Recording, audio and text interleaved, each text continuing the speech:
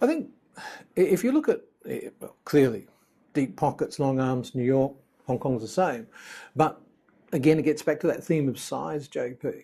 For companies in our region that you're growing, your story resonates. We are an emerging market, our region, so to speak, and therefore you have to convince the CIOs of respective mutual funds or pension plans and investors themselves that this is a market they want to be in, where investors in our market already have an affinity to it. It's a natural hedge, if you would. Right.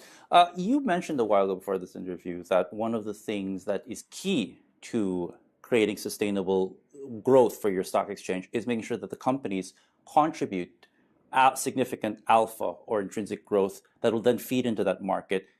What are some of the efforts that the Bursa Malaysia is currently enacting, if there are any, to making sure they support and perhaps nurture significant alpha coming onto their markets that hopefully grow the neighborhood beta? Yeah, I think one of our aspirations has always been to bring alpha to market that then improves the beta.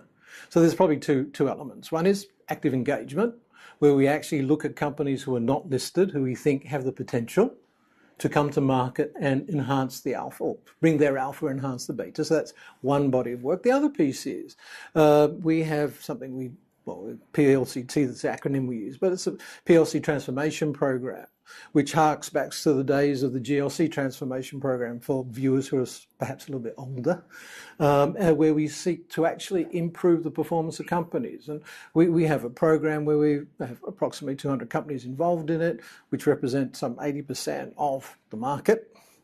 In market cap, is to actually drive that value proposition. And it's around investor relations, it's about communicating what you're doing. It's more about stepping up. And so we recognize that investors are looking for alpha. That being said, from an exchange perspective, we're looking to grow beta. Right. Do you see a point where the Bursa Malaysia becomes a destination not just for Singaporean companies looking for dual secondary listing, but other companies in Southeast Asia? And do you run the risk perhaps of perhaps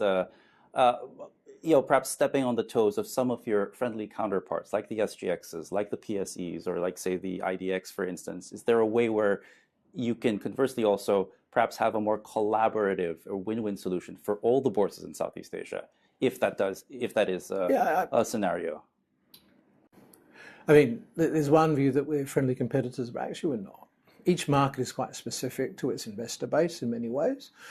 From a Malaysian context, you would have a theme that is about ASEAN or around Malaysia and where is your market, and then expanding your markets. Not fundamentally different from my colleagues in other exchanges.